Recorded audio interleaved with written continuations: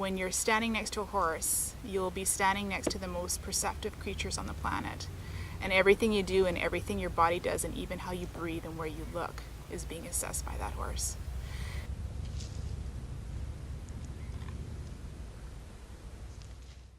My name is Tracy and I work in a big city hospital, and I've worked there for 23 years. Most people probably don't qualify ER nurses as first responders, but we do deal with some of the same situations, just kind of second in line of people's critical events. So there are still things that happen in our job that can take a toll on you physically and mentally and emotionally. So yeah. And we will see something along those lines, like a cardiac arrest, or someone who basically needs their life saved for whatever reason on a shift, on every shift practically, sometimes more than one a shift. Emergency department, and I get asked a lot, how have you lasted as long as you have in the emergency department working full time? For people that do our type of work, especially in today, what we're dealing with in today's society and today's problems, not so much way back when. It is a hard thing for people to last as long as I have. I see a lot of nurses come and go. I see a lot of them decide that they can't deal with this anymore after 4 or 5, 6 years, and I've been doing it for over 23. I'm one of those people that have been infatuated with her horses her whole life.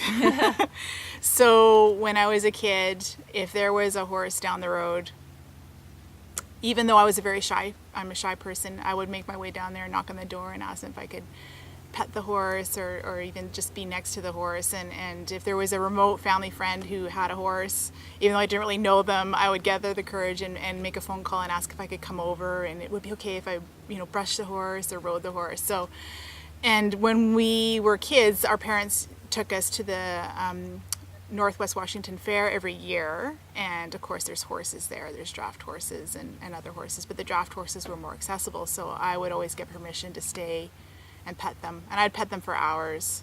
While everyone else went and looked at everything else, I'd just be there for hours petting them. So when you asked me to do this interview, I started to try to maybe name some things about horses specifically, and I think the thing that I find about them is their acceptance to just be with you. And the thing that people the thing that say about horses a lot is that they live in the moment and that horses don't lie, and that I found very true.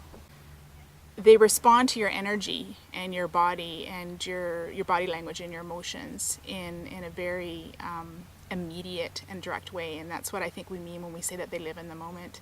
They don't think of the past like humans do, and they don't think of the future like humans do. They don't hang on to that the same way we do. And I think with what I've found interacting with Bart is that he will mirror what I'm feeling, and at the same time he's also a sponge. And what I mean by mirroring is that however you're feeling at that time when you're dealing with him, whether you're stressed or sad or in pain or emotional, they will react to that. They're so attuned to your body language that they will react to that. But the thing that's so amazing about them is they don't hold that against you. They show you that, and but they still stay with you. Like they'll just be with you in that moment, and it's like they're acknowledging, this is how you feel, and I'm reacting to that. But it's not like they react in a way, say, a person would to you. And by a sponge, the more time I spend with him, when I'm feeling that way, he just takes it away. That partnership and that connection that you have with him is really powerful. It's a really powerful thing, and the more time you spend with them, the more that happens. So I see Bart at the after day shift, and I see him before I go on my night shift. And after day shift, it's been a rough shift. He helps me by I leave feeling calmer and just like I've let go of that shift. And before a night shift, I feel more relaxed and kind of centered before I go into work when I spend time with Bart.